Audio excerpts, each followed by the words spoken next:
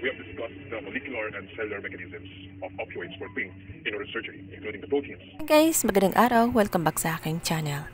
Hindi na nga mapakali itong si Moira, tila ba na kinakabahan itong impacta dahil para siyang asong ulol. Sunod ng sunod nga dito kay RJ. Hinahanap niya ito nang biglang hindi na niya makita dahil ayaw nitong mawala ng sobrang tagal niyang mga paningin dahil baka nga tuluyan ng lumayo sa kanya at ganun na ganun siya kadesperada sa kanyang asawa.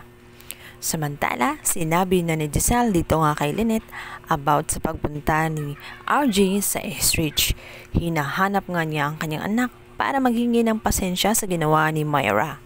Balit, nagalit si Lynette. Ayaw niyang lumapit itong si RJ sa anak niya dahil dalang-dala na siya sa mga nangyayari lagi na sa tuwing lumalapit si Annalyn sa kanya ay napapahamak ito at nasasaktan nila Moira at ni Zoe. Isip nga ni Lynette na mas maigi daw putulin nila ang koneksyon nilang mag-ama para maging tahimik na nga ang kanilang mga mundo.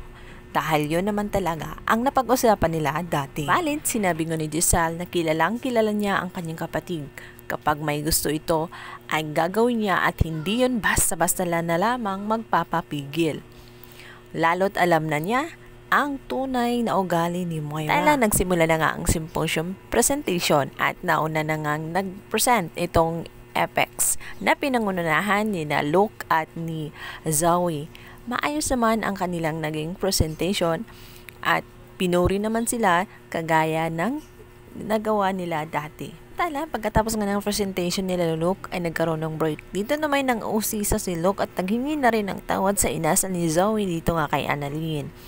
Dito nga nalaman niya ang topic nila Annalyn at tumanga siya dito dahil kagila-gilalas at napaka importante at interesting nga ang topic na kanilang napili.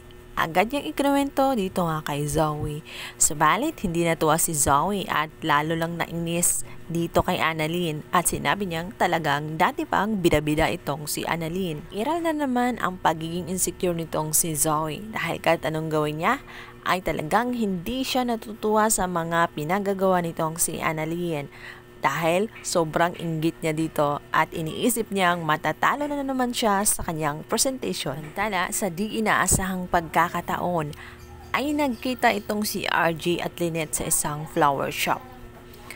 Dito'y kinausap ni Lynette itong si RJ na tigilan na ang kanyang anak dahil napapahamak lang ito tuwing lumalapit nga sa kanya. Bigla man si RJ sa mga sinabi nitong si Lynette. Subalit hindi niya ito masisisi dahil alam nga niya kung ano ang pinagmula ng galit ni Lynette.